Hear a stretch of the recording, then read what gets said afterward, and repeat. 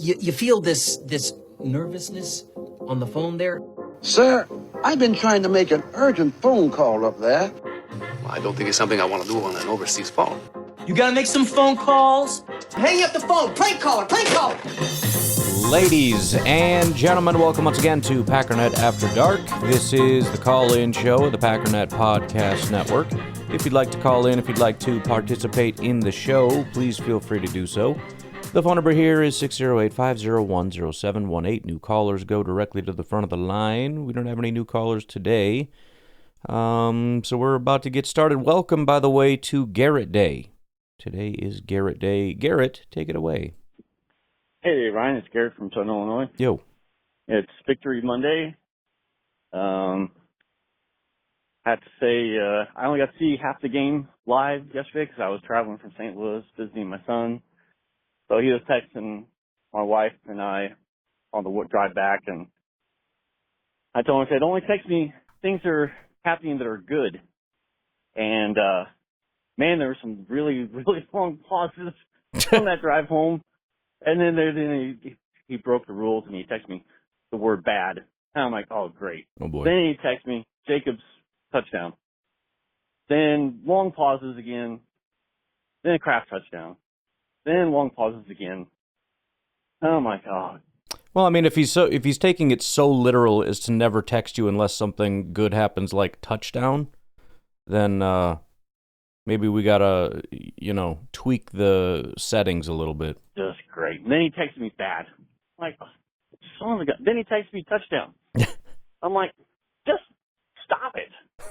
You suck at this. I'm glad Stop they it. won. But man, it sure did sound like it was an ugly win.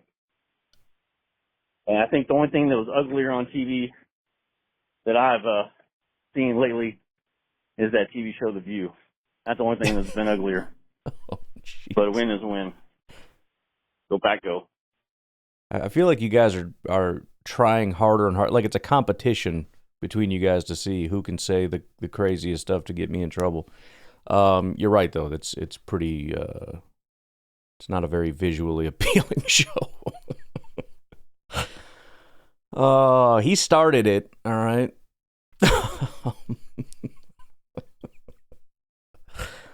Anywho, show's not for everybody, folks. Yeah, I think the issue was he needed to be a little bit more sending you more positive updates other than just touchdown. I mean, if the only good thing that can happen is we score, and anytime like the other team is doing good things generally, then we text bad, it's going to come across a lot worse than what you would have thought. With that said, there weren't a ton of like explosive plays. This was a pretty rare game. Jordan didn't have like a lot of deep passes and all that, or if any. I forget exactly what the stat was, but I know we looked at it and it was pretty surprising to see. So there probably weren't a ton of opportunities, but you could have, at least given some kind of an update as far as, Packers driving in their territory, field goal range, whatever. Because, otherwise it's going to be, most games are going to come across pretty bad. To finish my thought, Ryan, it was... On The View? Oh, excuse me. It was... Oh, boy. Need a minute? Gosh, man. Oh. Hang in Get there. back to what I was saying. Yes. Welcome back. It was a really scary win. A really scary win. And I think they're taking to heart that it's Halloween season and they just want to scare us fans. And they're getting a kick out of it. Because my heart can't take it anymore, Ryan. These games where it's just one moment they're winning, one moment they're losing, one moment they're winning. Yeah. Man, person can only take so much. But you are describing football in general, I think, but it is a scary thing to be a fan of a sports team. A win is a win, but this next game, like I said, call back from a few days ago, we're getting ready to play the boogeyman, and Did you happen to see the boogeyman get mad when his tackle tackled him after a play?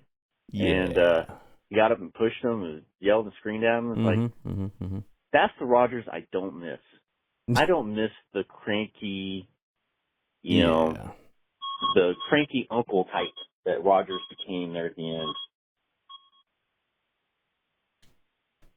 And quite frankly, you know, the looks and the jeers, when someone else screws up and he looks at him cross-eyed and stuff and he yells at him, he's like, that's the part that I don't miss. I do miss the perfect throws into a really tight little spot, but I don't miss the cranky Aaron Rodgers. So here's hoping that our defensive line is super healthy and that Wyatt is coming back. And I sure hope that Watson's playing because, I mean, that window of time is closing fast. So my expectation is he's playing this game. So let's hope that we unleash some severe offensive output on these Pittsburgh Steelers. I'm out. Well, I mean, just to be clear, you went from my heart can't take it anymore, and then we have this game coming up. So, and I kind of thought you were going to elaborate on what you thought you would want to be different. Let's be very clear. You had better expect this to be a very uncomfortable game. I don't know which way this is going to go. A blowout is not impossible in either direction, but I would be pretty surprised if the end result was, well, dang, that was easy. It was never even close. We just smoked that team. I don't expect that. I mean, I think this needs to be kind of the standard every week where we go into it and just say, go ahead. Person back door. Okay.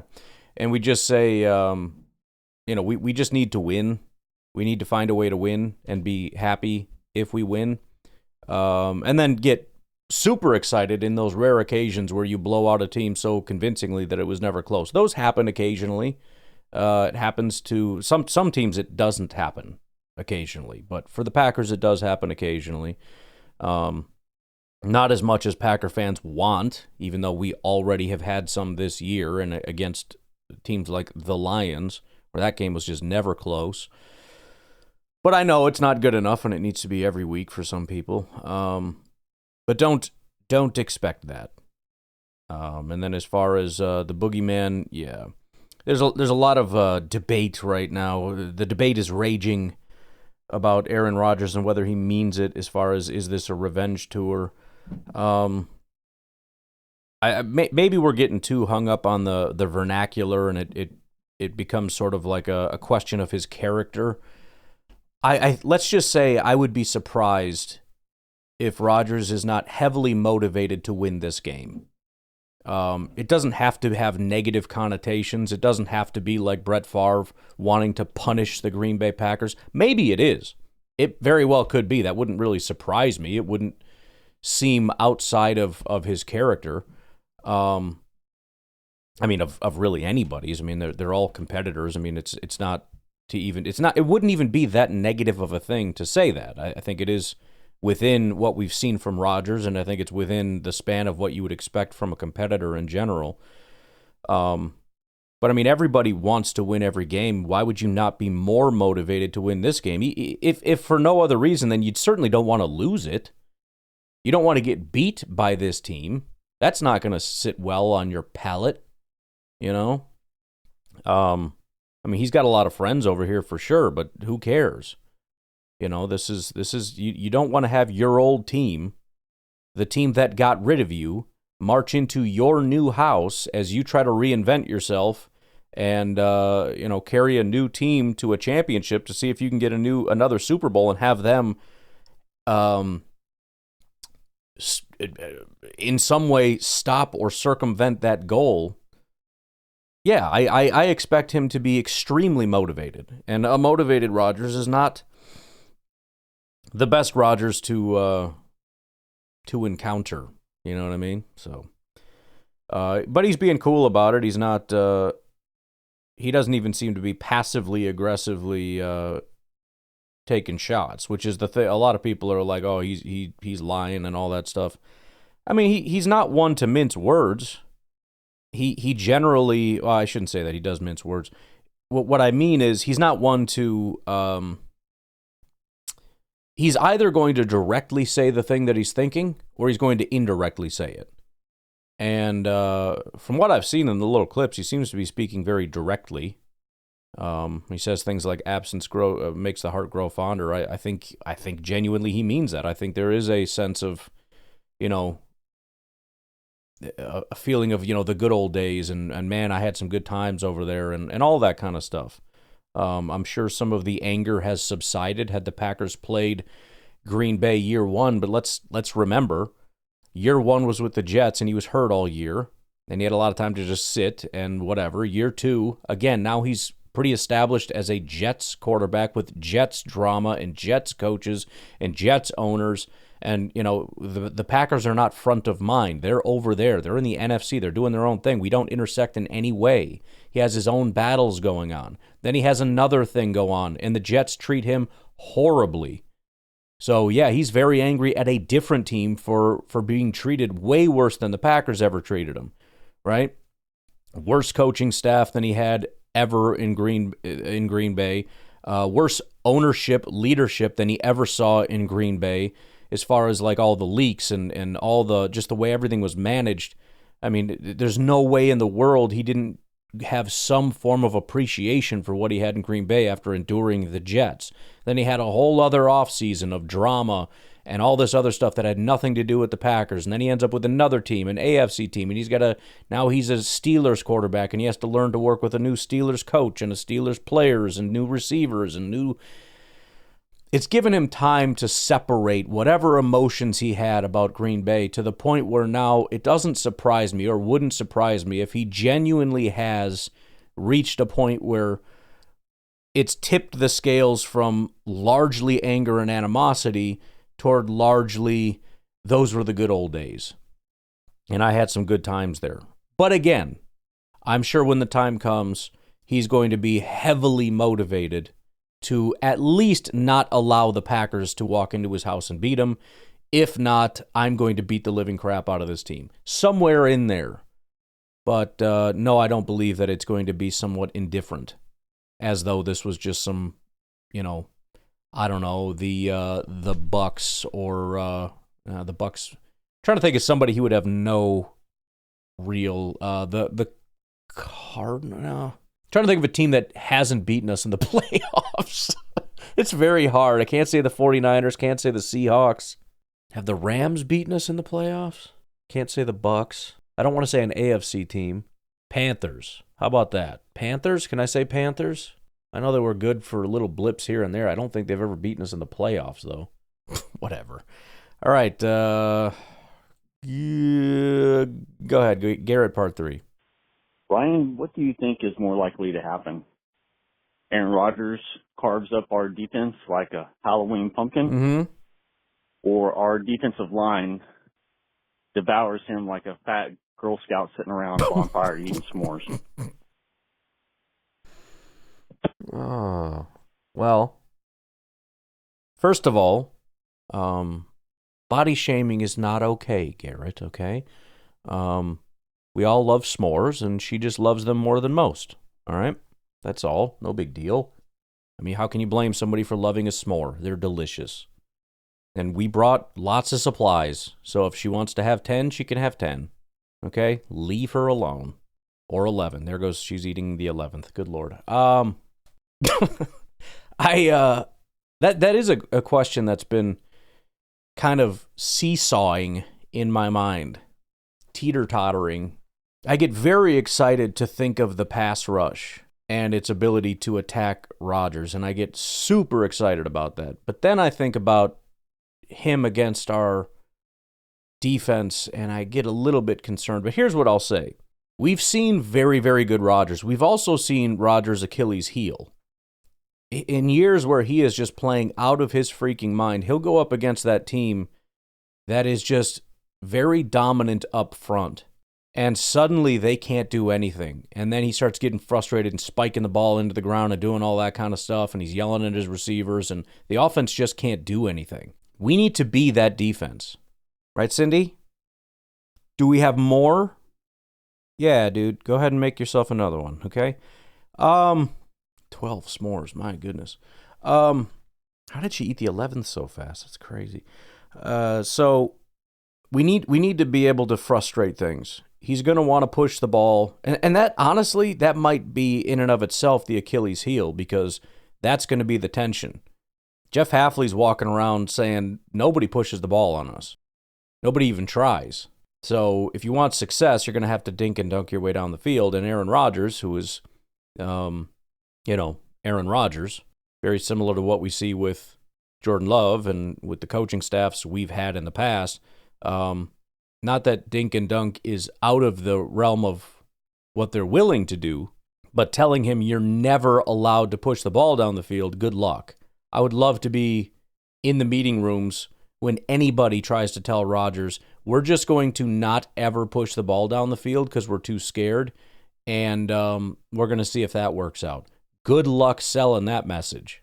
So we'll see. But if they're going to try to attack down the field, if they're going to try to test our safeties, Xavier McKinney, etc., if they're going to test our pass rushers, we have to make him pay for that. Absolutely have to make him suffer if he's going to do that. We have to force them to become this little dink and dunk machine, and best of luck, and you're going to have to be perfect, and unfortunately Rodgers might be able to pull that off, but it's going to hopefully frustrate the living crap out of him, and I think we need to do that. We need to be in his face a lot.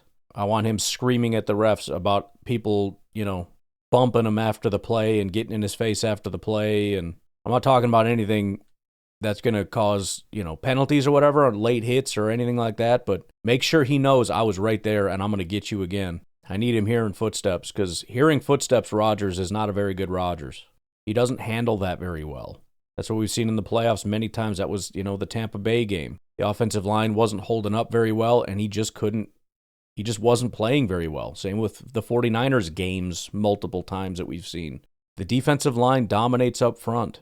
Mentioned before, we so many times when they had this undefeated team, we're just dominating everybody. It's always a team with a good defense that comes along that ruins it. That time that it was undefeated Packers against undefeated, I think it was Broncos.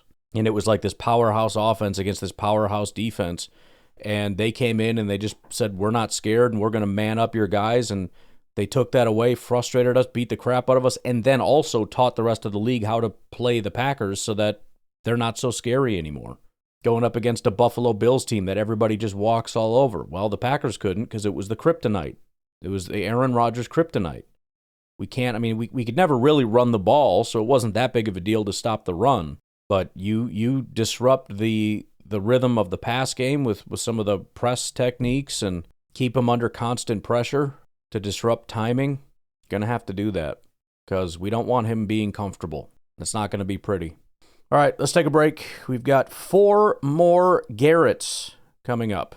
We'll be right back with Garrett from Southern Illinois Day. Okay, next question. Yeah. Who do you think has this next game circled in red bigger? Aaron Rodgers or Jordan Love? Rodgers.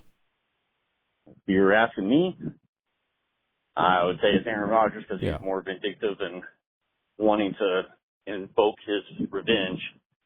But I got to believe that Jordan Love has got that one circled too, just because he wants to prove his tutor that he's got the stuff and he can beat the best. So let's hope Jordan Love brings his best. Yeah, there's more on the line for Rodgers. Forget the teams.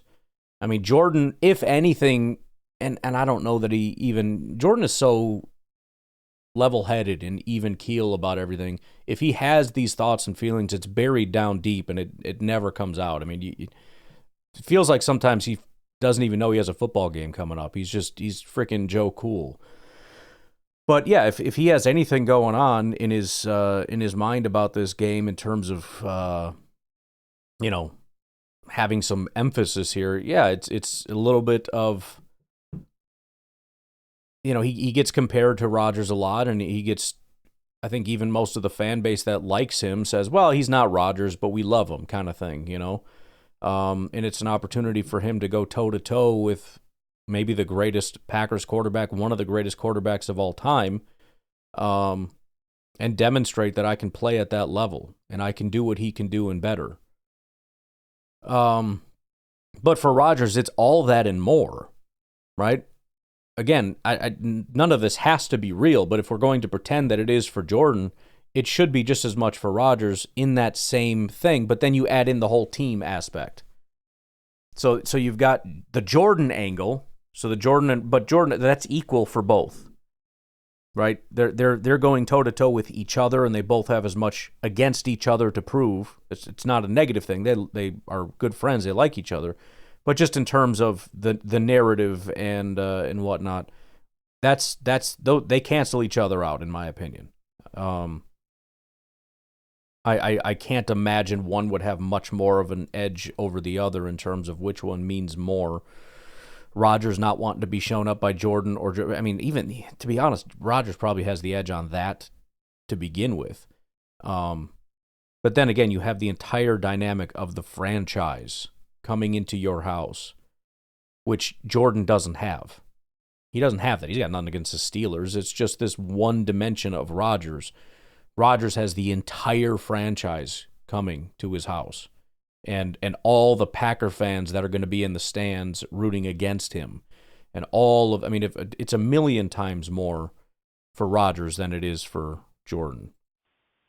Brian, I have another question for you. In light of next Sunday being tight end day, I wanted to discuss a little bit about Green Bay's tight end situation. Tucker Kraft has definitely developed into a legitimate red zone threat. Yep. He is definitely somebody that Jordan looks, for in those situations. He definitely trusts him when they need to play, even when, like on fourth down. He's one of those guys that he trusts the playmaking of Kraft to get it done. So we have to be very, very happy with how that has developed and what we hoped it would be. Now, flip side of the coin, the mysterious, I don't know how to put it other than it's like, what the heck is going on with Luke Musgrave? Careful. The guy has all the talent and ability. He hasn't been super healthy. He has missed a lot of snaps, which I know has probably stunted his growth in the system and has fallen far behind Kraft in developing. But, it's like, have they just pushed him back to the point where there's so many guys that can make a play that he's just like the fifth, sixth, or seventh option now, and that he doesn't come into consideration as much. I just wonder what kind of untapped potential is still there, because I haven't given up on him, but you have to wonder. It's been a while that, it isn't clicking yet. And I really hope that it does, because it would be really nice to have a 1-2 punch tight end group like that, because you have to admit Pittsburgh is one of those that does have that potential with Freiermuth and the guys that they had traded for. I don't remember his name, but they've got some good guys on there that, it concerns me because our defense doesn't cover tight ends very well. And I was wondering if you could look at just the success rate of all the tight ends that they have faced every game and who stands out. And is it really something that we should be concerned about? Because McBride is really, really good, and he did light him up, and it's like you knew they were going to throw to him, and yet they still didn't cover him. So answer that question. Well, McBride's the best tight end in football. So let's be very clear on that. But I can't actually answer that because I was hoping that they carry this over. I know it was something that they always used to do, but it looks like they still have it. So over at FTN, they've got the DVOA thing. And they actually have defense versus receiver. So they got wide receiver 1, wide receiver 2, wide receiver 3, and then they go into tight ends. The Packers Not a super high ranking, but they're right middle of the road. They are ranked 16th. In fact, they're actually tied with Arizona for 15th. So, it's not great, I guess you could say. It's not, bottom half of the league, for example. So, 17th is Detroit. Tampa Bay, which is one of the top teams in football, ranks 26th. Indy is 23rd. So it's not great. It's not ideal. It's not necessarily catastrophic. Bigger issue seems to be wide receiver twos, where we rank 26th in the NFL. By the way, this is what I always love to use if you're going to do like the player prop thing. So, for example, if you were to go to a sponsor of the show, head over to Prize Picks, I would look at the Steelers and who their number 2 receiver is. And because DVOA gives percentages, let's do this live here for a second. So last week, obviously DK is wide receiver 1, wide receiver 2. Sorry if you're hearing that vacuum. I don't know what the obsession is with vacuuming in this family. First of all, mostly hardwood floors everywhere. There's not that much to vacuum. But whenever it's time to clean, there is this psychotic obsession with vacuuming. And it's like, we have to clean the area and then vacuum it. And it's like, well, I want to vacuum. Okay, well, you're just going to vacuum it and then clean and then have to vacuum again.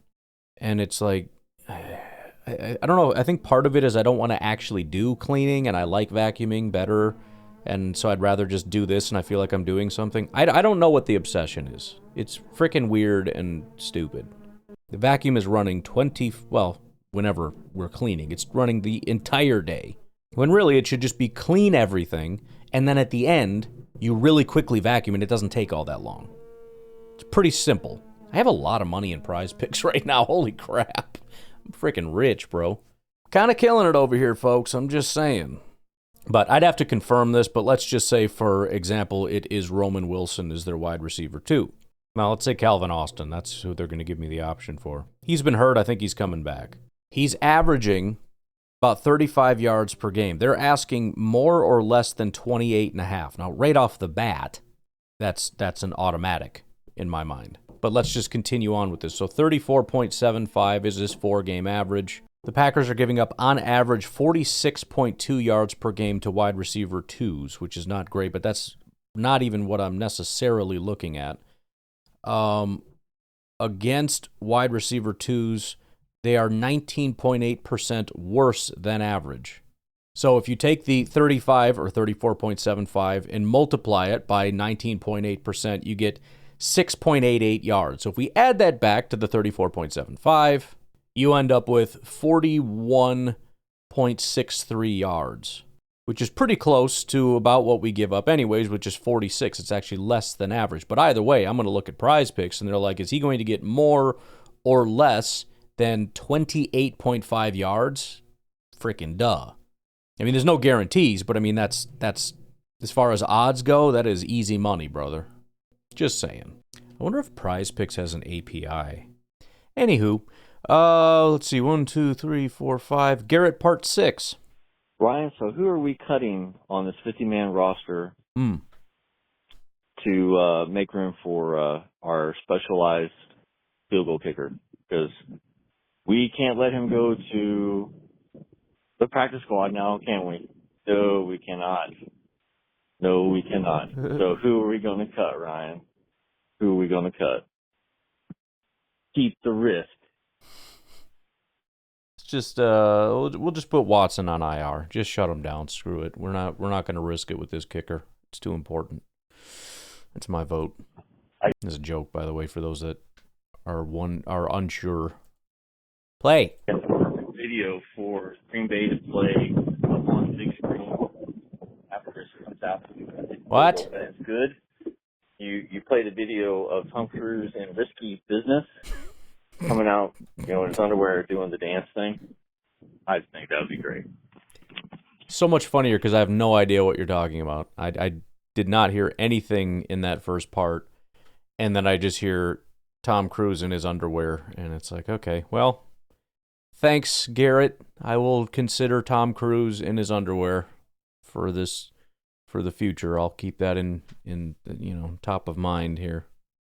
All right, let's take our final break. We got through the Garrett Gauntlet. We'll come back. We got Daniel from California, Steve in Alaska, and if we have time, some beer cheese Benny. We'll take a break. We'll be right back. Hey, Ryan, Dan from California. Yo. Just processing this last game. I don't feel bad. I don't feel good. It's just I feel pretty solid, like just right in the middle, like bouncing between 50 and 60, right? Not getting too high, not getting too low. Mm-hmm.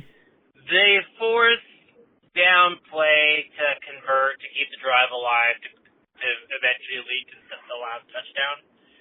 I gotta say, like, that might be like what changes this team, because the level of aggressiveness and just the backing of Jordan Love, it just be like, I got a guy.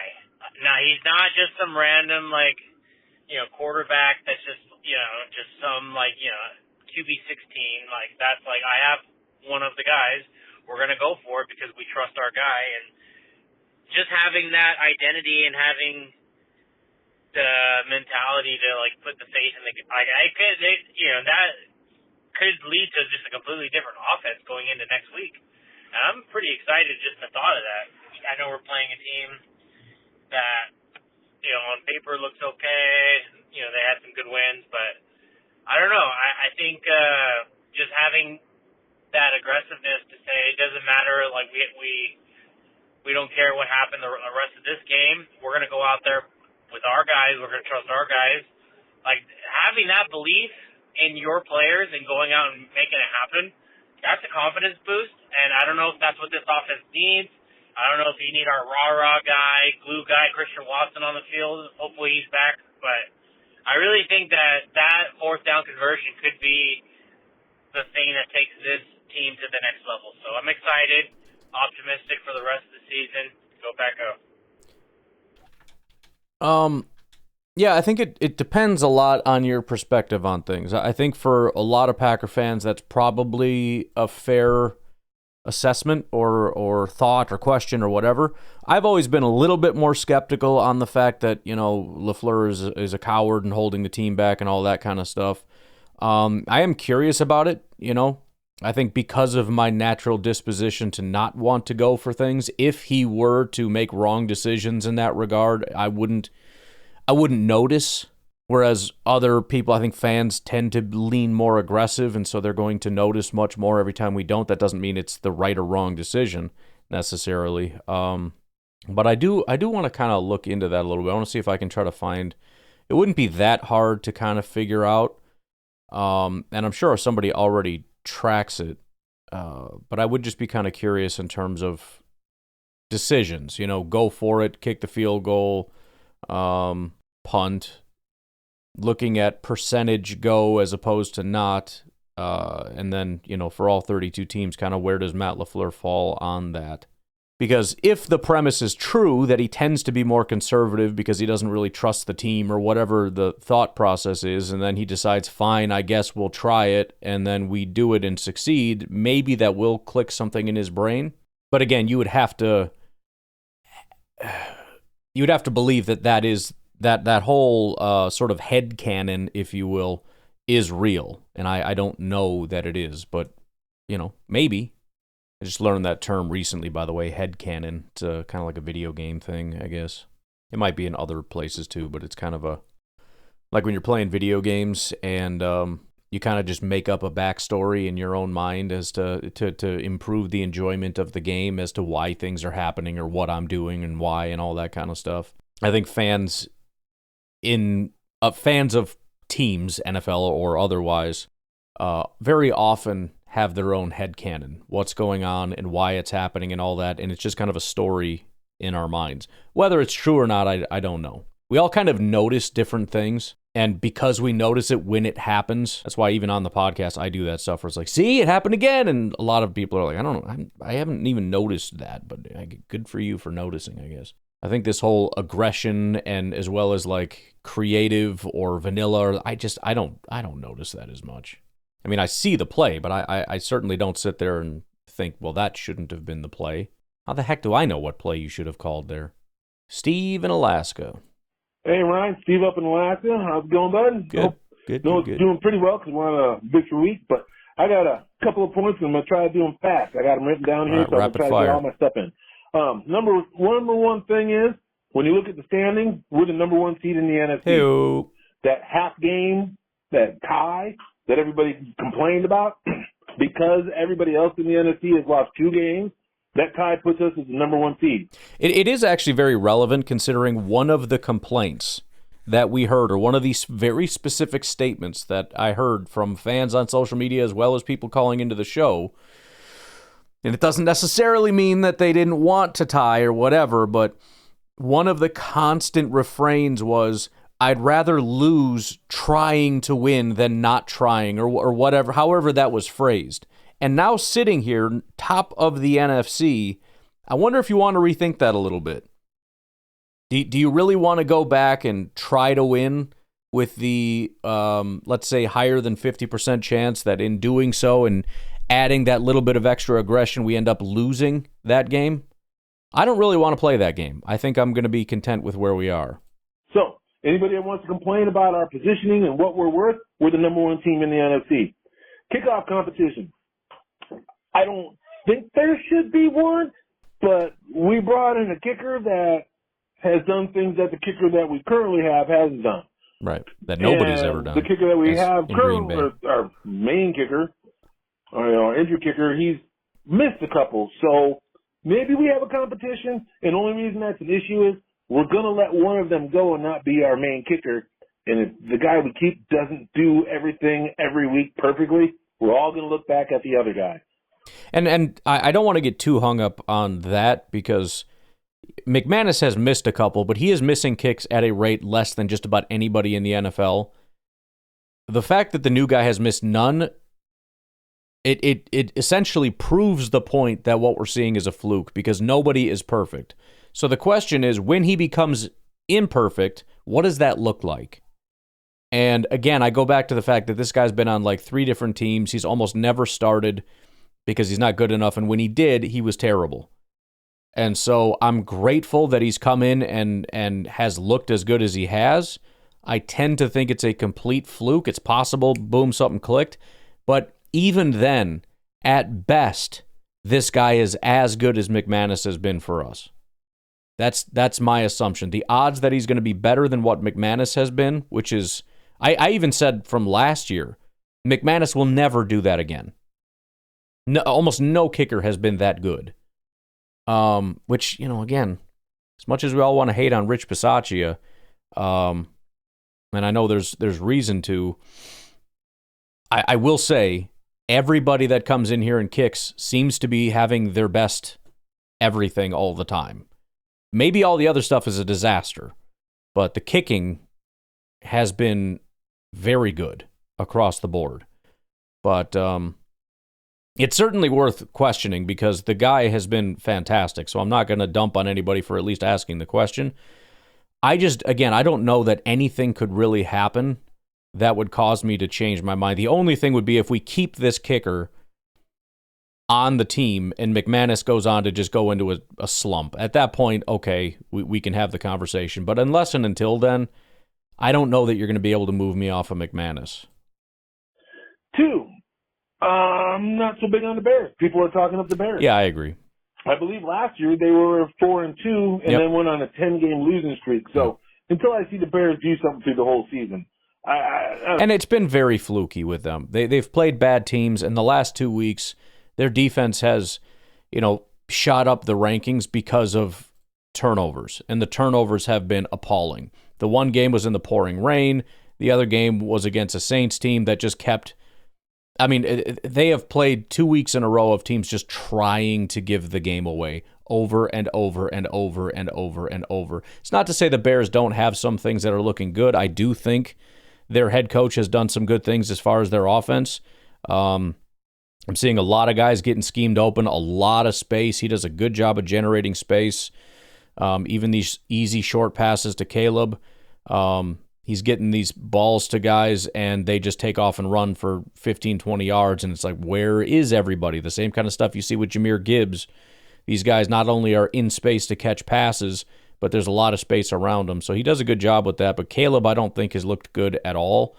I think against better defenses, under more duress, with tighter coverage, and facing teams that are not constantly giving the ball away to the Bears, they're going to, I shouldn't say that I know that they're going to fall off. It's similar to the Packers that they're going to have to be significantly better than they have been. They're going to have to take another big step if they're actually going to play decent teams that aren't constantly stepping on their own freaking feet. We'll go with feet. If they're going to continue winning like this. I'm certainly not going to predict a 10-game skid, but I think a lot of this has been pretty fluky, and so I'm not super worried about them. I think they're probably better than the Vikings right now, but I think they're the third best team, and that's about it. Now, if the Packers don't improve and the Bears do improve, we'll have to revisit this. But as of right now, I think it's pretty comfortably Lions, Packers, Bears, Vikings, and that's just kind of where it is. I don't care what the Bears are yet. I don't think they're all that yet. No. PFF, I've recently heard a thing this week, or for this week, and I know you're a big fan of PFF, and you use your PFF to set yourself. And I get you got to have some sort of scale, right, whatever. But this week, PFF and the Kansas City Chiefs or LA Raiders or Vegas Raiders game said that what's his name? The quarterback for the Raiders actually graded out just slightly better than Patrick Mahomes. Both of them rated in the 60s. Patrick Mahomes had 300 yards, no picks, 3 touchdowns, and I can't remember his name. It just won't come to me. But the quarterback for the Raiders had Gino. 60-something 67. yards, no touchdowns. How does he rate out higher than Patrick Mahomes? There's issues with PFF. Well, it's not an issue. It's just the way that they grade. It's not that hard to even figure out. It's, again, so he threw the ball. Well, he had 40 dropbacks. He threw the ball 35 times. And again, it's a plus-minus scale. So a good pass, +1. Bad pass, 0. Another inaccurate pass, minus 0.5. And it just goes back and forth and back and forth and back and forth. And he settled at slightly above a 0. The cumulative stats are kind of, to some degree, irrelevant. Not entirely, but to a large degree, they kind of are. I mean, 286 yards and 3 touchdowns is relatively impressive, but you have to look at the context. For example, how many big-time throws did he have? Just to give some kind of a gauge of how much of these stats were Patrick Mahomes putting the team on his back as opposed to like a little dump-off pass that went for 70 yards or something. The answer is 0. He had 0 interceptions, but how many times did he throw a turnover-worthy play? How many picks could there have been? The answer is 2. 0 big-time throws, 2 turnover-worthy plays. And again, usually this doesn't happen, although, 286, I mean, the 3 touchdowns kind of throw people off, but I don't know that a 62 grade is completely out of the realm. In fact, let's look at it for a second. But again, the main idea here is people feel like there should be ties between stats and grades, and the reality is there should not.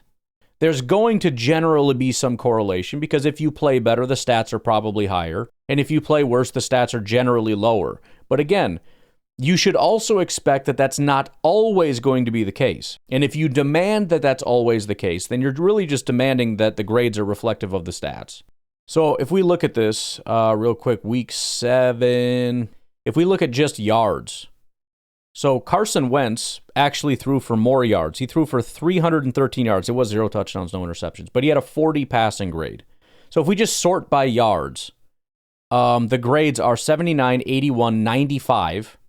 So, how does, let's say, Hurts had less yards than Flacco. So Flacco, 342 and 3 touchdowns. Hurts, 326 and 3 touchdowns. How does Flacco get an 81 and Hurts get a 95? It's a pretty big difference. Because there's a lot more to it. It's 14.2 yards per attempt compared to 7.3. There's 4 big-time throws compared to 2 big-time throws. And that's just the big stats that I can see, not even all the little stuff in between about how accurate, how deep, how all these different things. I mean, the fact of the matter, 81 compared to 95, it's a 14-point difference. That's massive when they had almost the exact same stats. And then you go to Trevor Lawrence. He had about 300 yards, a touchdown, no interception, 68 grade. You know, that's not, why would that be so low? It should be higher, right? Then you can go all the way down. Matthew Stafford, well, he had 5 touchdowns. Let's go down here. Drake May, he just had 200 yards, 2 touchdowns. He had an 84 grade. The point is, if you sort by yards, there's some general correlation, but not a ton. I mean, there's a big pile of really good grades at the top, and then it's a bunch of 60s, and then there's like an 80 at Dak. There's a 73 at Rodgers, who's 13th in yards. You know what I mean? Even if you sort by big-time throw, there's some general correlation, but not 100%. In fact, the number one guy was Sam Darnold. He had a 61 grade. So it's not so much an issue with the grades. It's an issue that fans have with the way grades work and how they correlate to stats. Again, it's a plus-minus system. Good play, plus. Bad play, minus. Then you look at, well, how could Geno possibly have a 67 grade when he just threw for 67 yards, 0 touchdowns? Well, you'd have to look at the individual game. I mean, a 67 grade means slightly more than half of the time when he had opportunities, he did better than not. He only had 16 opportunities to throw the ball, first of all. He completed 10 of them. He had almost an 80% completion rate when you look at adjusted completion rate. And so it's really just what he did based on what his opportunities were. He was clean a lot, but considering how few times he actually threw the ball, he had 14 pass attempts where he wasn't under pressure the entire day. He basically never had a chance to even throw the ball, but when he did, slightly more than not, he did a good job at almost the exact same rate that Pat Mahomes did. Mahomes just had a lot more opportunities with a better offensive line and better receivers that did more with the ball than Geno had. And that's all PFF is really telling you. Doesn't mean Geno had a better day. Doesn't mean Geno was more valuable, because obviously he wasn't. But in terms of grading each of his 16 throws, you figure, 9 of them were good and the others were not. Mahomes had 35 passing opportunities, so, double. And yeah, half of them were good, half of them were not. By the way, Mahomes also almost 0 pressure, 20% pressure rate. He was clean all day. And he had a 35 passing grade when he was under pressure, which was almost never. 8 dropbacks, only 4 of those he actually attempted to pass, and only 2 of those were completed. 32 dropbacks he had with 0 pressure. So, it's context. But again, if we think we can see the full story with the stats, then, we don't value what PFF is actually telling us, which is different than what the stats are telling us. There's a reason why people tell you there's an issue with PFF. There are. Now, I know you got to have a way of judging things and picking how you're going to do it, but I don't think that that's that great a one. You've had your own issues with it over the years, especially for how much you complain about rushing offensive lines great. That's my. I would have to just understand what they're doing, because I'll never understand that. I just weight pass blocking a lot more than run blocking, and it always feels like the grade is closer to whatever the run blocking grade is than whatever the pass blocking grade is, which gives the impression, I'm sure there's no way they're doing it, but it gives the impression that they weight run blocking more. But I don't know. The benefit is I can look at it and say they had a 70 pass blocking grade and a 50 run blocking grade and say, yeah, he had a pretty good day. Even if the overall grade that they give him is like a 52, I don't care. I think he had a pretty good day. Being rated higher than passing. And the last thing is, I just want to say, I hope by the time this all gets played, you haven't had to listen too much of our bitching. I know, don't talk about how much has been played, but whatever. Oh, 3 minutes got him. No, there hasn't been a lot at all. And I hope I'm not influencing that too much with me complaining about complaining. I'm sure I am to some degree, but no, I think it's been very perspective laden. Even the negatives, I think, have been fair and not, for the most part, overly representative of. That's the wrong word. It's been fair. We'll leave it at that. All right. Speaking of leave it at that, I think I am going to stop there. I thought we'd get through at least 2 more, but I think the screaming. Kids are freaking weird. I'll leave it at that. I will talk to you tomorrow. Have a good one. Bye-bye. Green and gold invading Pittsburgh. The circle closes now. The mentor in his borrowed colors. But I'm taking his crown. Number 10 inherited the throne. Not giving earth through fire. While 12 chased glory elsewhere. 10 lifted the empire higher. They said I couldn't feel your cleats, said I'd crumble in your shadow. But I turned out into championships while you played the desperado. Different city, same hunger, but the students grown stronger. You taught me how to read defenses, now I read them better longer. This ain't revenge, it's revelation. This ain't personal, it's elevation. You left Lambo, I became Lambo. Sunday night's gonna teach that lesson, it's a dozens of endings are. When the new king faces the old God, you built a legacy, I'm taking it farther. No looking back, I'm the son, you're the father. And your house now filled, but this throne is still ours. Black and gold can't save you from the truth you facing down. The franchise you abandoned is the one that wears the crown. I studied every throw you made, every audible, every raid. Then I took it to another level, planet championship seed, Heinz Field. No, I sure don't matter where we play. I bring Lambo's cold fury anywhere, any day. You wanted out, I stayed loyal. Now you're watching from the other sideline, wondering how it feels to face the ghost of Green Bay's future in Pittsburgh steel. This ain't revenge, it's coronation. This ain't personal, it's domination. You chose your path, I chose greatness. Sunday's gonna end the debate, kid. This is the engine start. When the new king faces the old God. Down, bow, down. You built the legacy, I'm taking it farther. No looking back, I'm the son, you're the father. On your turf now, but Green Bay's ring continues. They'll write about this game when the history books get written. The night the torch was passed, no taking in enemy territory. You were the legend. 12. But legends fade to myth. And myths become the stories that the next generation live.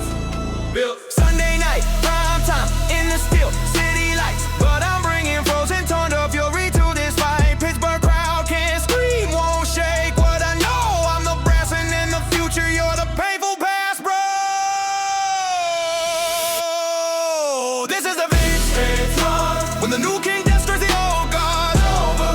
You built the legacy, I took it farther. No looking back, I'm the king, you're just a martyr. Roll game on now 12, this is my era now.